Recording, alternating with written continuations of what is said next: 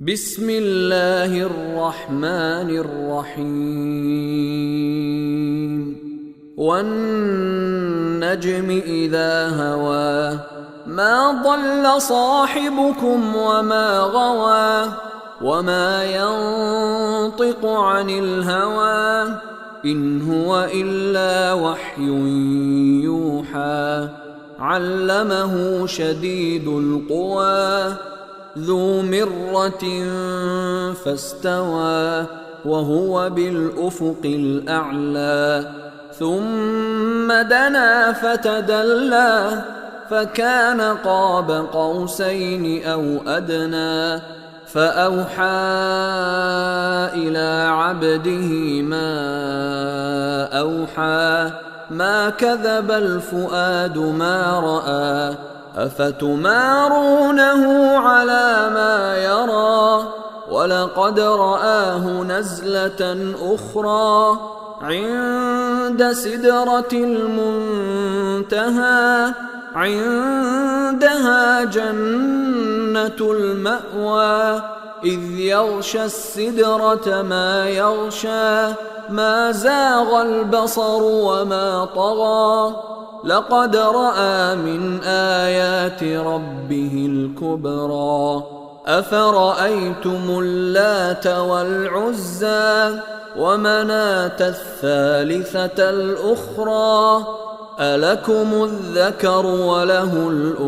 الأنثى تلك إذا قسمة ضيزى إن هي إلا أسماء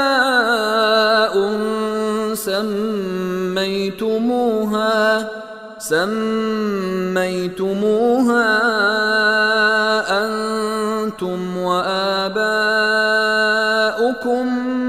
ما أنزل الله بها من سلطان إن يتبعون إلا الظن وما تهوى الأنفس ولقد جاءهم من ربهم الهدى أم للإنسان ما تمنى فلله الآخرة والأولى وكم من ملك في السماوات لا تغني شفاعتهم شيئا إلا من بعد أن يأذن الله لمن يشاء ويرضى إن الذين لا يؤمنون بالآخرة ليسمون الملائكة تسمية الأنثى وما لهم به من علم إن يتبعون إلا الظن وإن الظن لا يغني من الحق شيئا فأعرض عمن تولى عن ذكرنا ولم يرد إلا الحياة الدنيا ذلك مبلغهم من العلم إن ربك هو أعلم بمن ضل عن سبيله وهو أعلم بمن اهتدى ولله ما في السماوات وما في الأرض ليجزي الذين أساءوا بما عملوا ويجزي الذين أحسنوا بالحسنى الذين يجتنبون كبائر الإثم والفواحش إلا اللمم إن ربك واسع المغفرة هو أعلم بكم إذ أنشأكم من الأرض وإذ أنتم أجنة في بطون أمهاتكم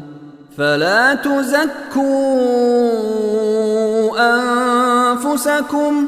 هو أعلم بمن اتقى أفرأيت الذي تولى وأعطى قليلا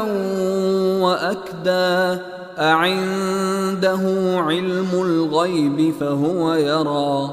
أم لم ينبأ بما في صحف موسى وإبراهيم الذي وفى ألا تزر وازرة وزر أخرى وأن ليس للإنسان إلا ما سعى وأن سعيه سوف يرى ثم يجزاه الجزاء الأوفى وأن إلى ربك المنتهى وأنه هو أضحك وأبكى وأنه هو أمات وأحيا وأنه خلق الزوجين الذكر والأنثى من نطفة إذا تمنى وأن عليه النشأة الأخرى وأنه هو أغنى وأقنى وأنه هو رب الشعرى وأنه أهلك عادا الأولى وثمود فما أبقى وقوم نوح من قبل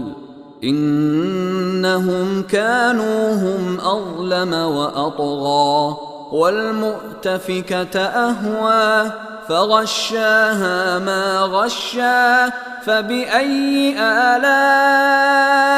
ربك تتمارى هذا نذير من النذر الأولى أزفت الآزفة ليس لها من دون الله كاشفة أفمن هذا الحديث تعجبون وتضحكون ولا تبكون وأنتم سامدون فاسجدوا لله واعبدوا